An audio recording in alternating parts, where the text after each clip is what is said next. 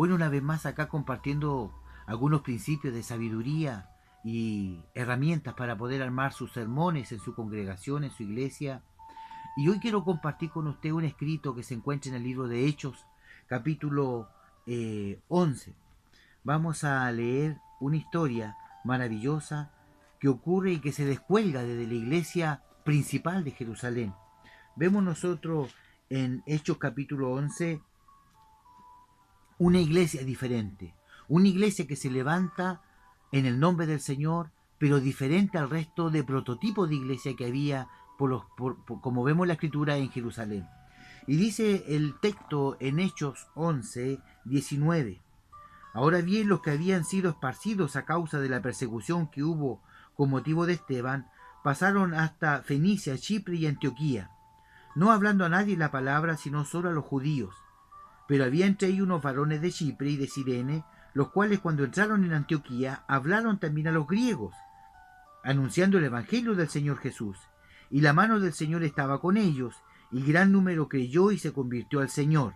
Luego la noticia de estas cosas a oídos de la iglesia que estaba en Jerusalén, enviaron a Bernabé para que fuese hasta Antioquía.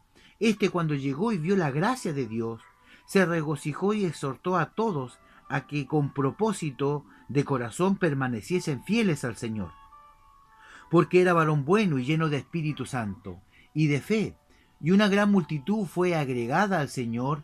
Después fue Bernabé a Tarso para buscar a Saulo, y hallándole le trajo a Antioquía, y se congregaron allí todo un año con la iglesia, y enseñaron a mucha gente, y a los discípulos se les llamó cristianos por primera vez en Antioquía. Quiero compartir el día de hoy con usted una iglesia diferente, o una iglesia relevante, una iglesia distinta. Sabemos nosotros que la iglesia no es el edificio, no es la estructura, la iglesia es usted y la iglesia soy yo. Y nosotros podemos ser hombres y mujeres de influencia sin tener un título.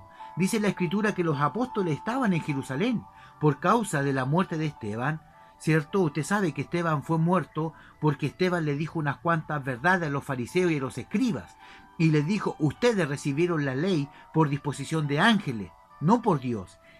Y ellos se enojaron, porque era blasfemo lo que él estaba diciendo.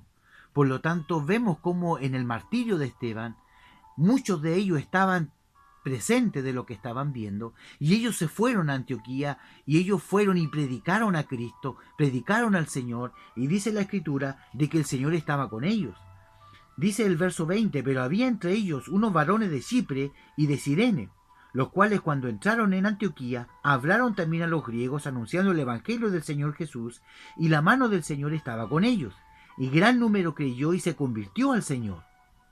Luego llegó la noticia, dice la Escritura, a Jerusalén, a la iglesia que estaba allá, y enviaron a Bernabé para que fuese a Antioquía, y cuando llegó vio la gracia de Dios, se regocijó y exhortó a todos a que con propósito de corazón permaneciesen fieles al Señor.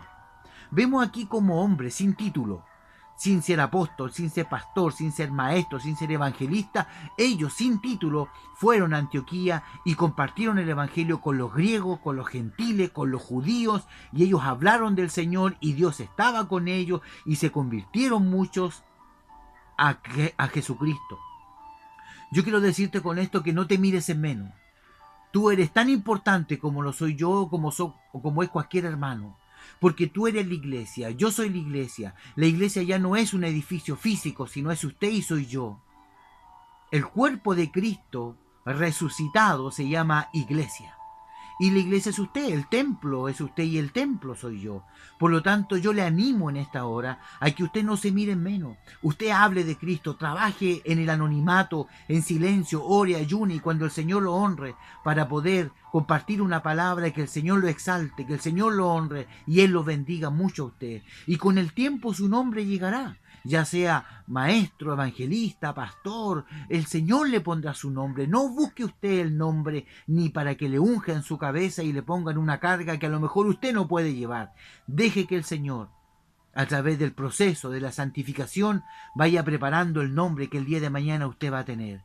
Estos hombres fueron a Antioquía, hablaron del Señor, predicaron a Cristo y dice que el Señor estaba con ellos. y es lo más importante, y muchos se convirtieron.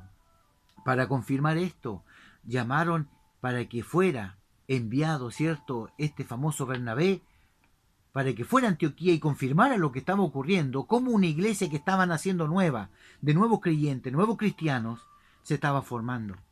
Y cuando Bernabé fue a Antioquía, vio la gracia de Dios. Yo te quiero preguntar a ti, ¿cómo se puede ver la gracia de Dios? ¿Te has preguntado cómo la gracia de Dios se ve? ¿Qué fue lo que él vio? Que dijo, aquí está la gracia de Dios. ¿Qué es lo que es la gracia? La gracia es un don, es un regalo inmerecido de Dios. La gracia es salvación. La gracia es Cristo. Él vio almas salvadas, almas redimidas, almas convertidas al Señor Jesús. Y él se regocijó cuando vio personas a los pies de Cristo. La gracia de Dios se puede ver. Yo al verte a ti caminando en fe, caminando en Dios, estoy viendo la gracia de Dios. Cada hermano que se esfuerza en la iglesia que Dios le ha dado, es la gracia de Dios caminando. Es la gracia de Dios trabajando, obrando, esforzándose. La gracia de Dios se puede ver, sí, en los hermanos cuando son fieles al Señor. Y vemos acá que cuando él vio, cierto, la gracia de Dios, dice, su corazón se regocijó y les animó a que permanecieran fieles, dice el verso 23.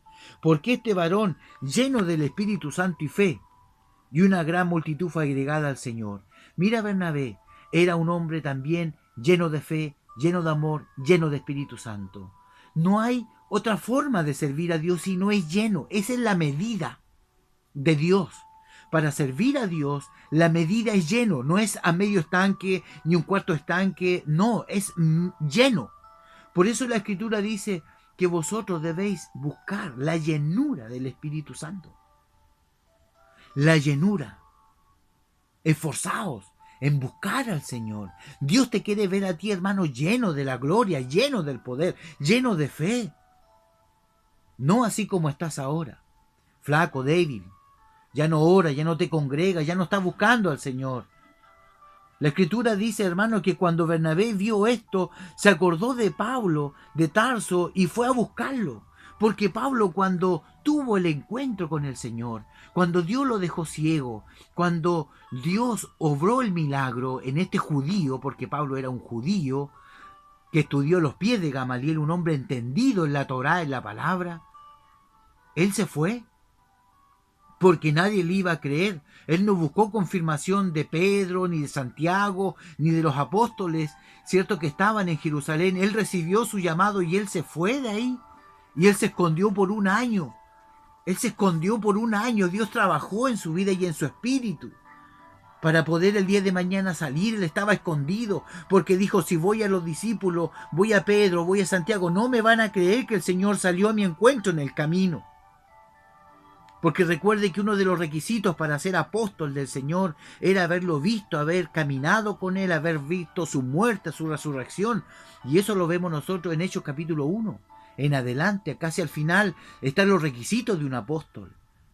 Y Pablo no cumplía esos requisitos porque él fue impactado por Dios en el Espíritu.